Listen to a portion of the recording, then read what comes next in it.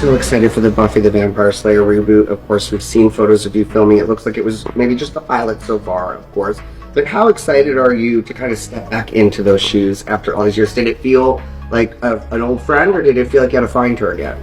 Let's see. There's so little I can say about what we just shot. I will say that it's equal parts incredibly thrilling, but also it's very nerve-wracking. People have been asking for this for so many years, but everyone also has an opinion on how it should be done, and I'm doing it for the fans, so I hope that they love it, but I know they'll all have opinions too, and so it was made with a lot of love and a lot of passion and a lot of thought behind it, and that's pretty much all. And yes, and Chloe Zhao, who's incredible and having such an amazing run. And if you haven't seen Hamnet, which I think most people haven't, some of us lucky few have already seen it. It's truly a piece of art. It's Paul Mescal and Jessie Buckley, and my early Oscar prediction, Jessie Buckley. Right there, you heard it. Is it true you know everything about a person by touching them here? I want to be careful to make everyone understand. It's not a reboot. It's a continuation of a world. So it's picking up 25 years later in a world of Buffy, if that makes sense. Buffy universe, we're expanding it, going a little further, showing what it's like. But how exciting to get to share this. You've got the original generation of fans, but now a totally new generation is going to discover this alongside. Like, parents are going to watch it with their kids. Is that kind of the ultimate dream for Buffy now?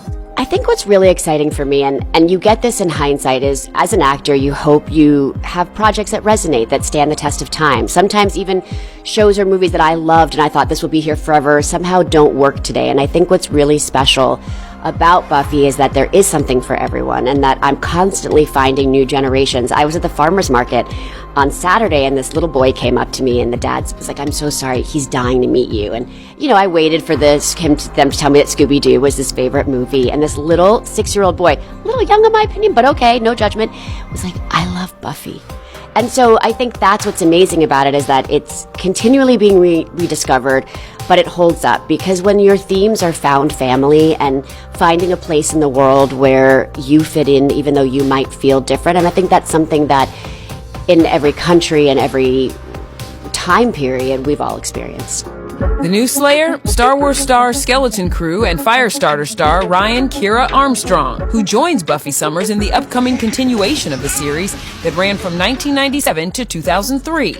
But there's another classic SMG just revived. What are you waiting for, huh? Getting those smiles together, guys, right here. I know what you did last summer. You and Freddie on that carpet. It was Queen Mother and King Father up there. You guys looked... Mother Cocktail, that's my new name, Mother Cocktail. Mother Cocktail. When Helen Shivers showed up. That is the one surprise this film totally kept secret. How did you keep that a secret? It was so difficult to keep it a secret. So, I think the first thing was I never thought I would be in it because I was dead. And see, I never lied to you, and I want to just clarify this with everyone. When everyone asked me if I was going to be in it, my answer was always, I'm dead. I am dead. I never lied. I never lied.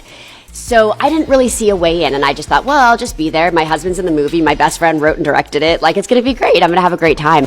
The sequel, which also brought back Jennifer Love Hewitt and Sarah's man, Freddie Prinze Jr., was filmed down in Australia under the direction of SMG's bestie, Jennifer Caton Robinson. And so while I was down there, Jen kept pitching ideas. And so we really shot it under the cloak of darkness. I came in at 4 a.m. under umbrellas. I was not allowed to leave the entire day. Like, I stayed there in that little set the entire day. Luckily, Maddie kept me super entertained, and the cast knew, so they all came because we knew we couldn't leave, and my kids were there as well, who I also had to swear to secrecy. And we just had a great time, and then the rest of the trip I could just be Sarah sitting on set. Helen Shivers. I really shouldn't date myself. 1986. Careful, sweetheart. I have the hook. I was so warm to see Ellen on that I screen worry again. so much about spoilers. We live in this world where people really want to know everything, and it's the same thing we're feeling with Buffy right now, but the joy that people got in the theaters when that surprise came up was so worth it, and it makes it difficult. It makes it difficult to film something. I mean, we were trying to keep a lot of Buffy under wraps, and that day it was like they were trained on my trailer. I couldn't, and it's so hard because you, as a fan of movies and television, I want people to have those surprises. Helen Shivers' heels, the dress, you got the crown. What was it like stepping back into that? I mean, because it's a little different play on Helen, because it's Danica's envision of what Helen is like. Helen was much sweeter than this version. Yeah, but death makes you bitter. Yeah. Hence, stay bitter. Stay in the dream as long as you can. Nothing good is waiting for you on the other side. What makes Helen Shivers bitter? That she's What makes Helen bitter is that she's dead. I mean, like, she had so much life to live, and she was so close. The parade was right there, and she just didn't make it. Turn back. Why is she turning? And she was bitter about having to give back her crown. As she should be. It fell right off her head as she fell off the stage. Which was your idea, so you didn't have to wear it the whole chase scene. That thing was very heavy. You're pretty.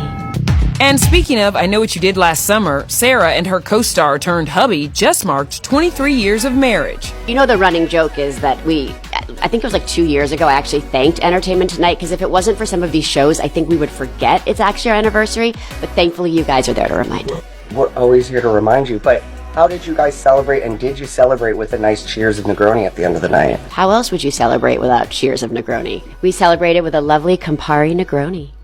Sarah Michelle sat down with us in her Stay Bitter shirt to promote her new cocktail campaign for a popular bitter liquor with the tagline, "There's no Negroni without Campari." You look like a very particular cocktail sitting in front of me, so talk to me. Why did you decide to partner with Campari? I've never been told I look like a cocktail before. I like that. I feel that means I look expensive and yummy. Like I think we're gonna make that into the vernacular. That's gonna be a new, like, you look like a cocktail. Exactly. Like, instead of, oh, you're serving mother, it's like you're serving I'm serving mother cocktail, actually, is what I'm serving today. I am here with Campari celebrating national, or international, actually, Negroni Week, because let's talk about a drink that is purely international. And we are also launching a capsule collection of very cute clothing with the proceeds going to Slow Food.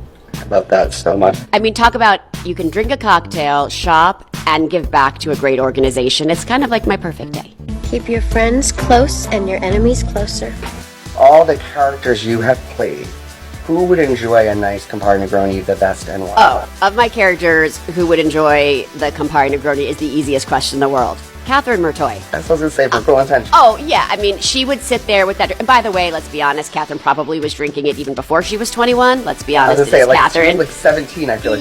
She was still, well, she wouldn't chug it. She would sip it. She's a classy girl. I forgot. I'm sorry. But that is definitely a Catherine Murtoy. I mean, the whole sweatshirt. I mean, I think this is, I call this, we could literally say Stay Bitter, Catherine. Exactly. It's all giving Cruel Intentions. The character I thought of immediately was Catherine as well. She's the best. Thank you so much. It's always such a pleasure chatting with you. Really appreciate it.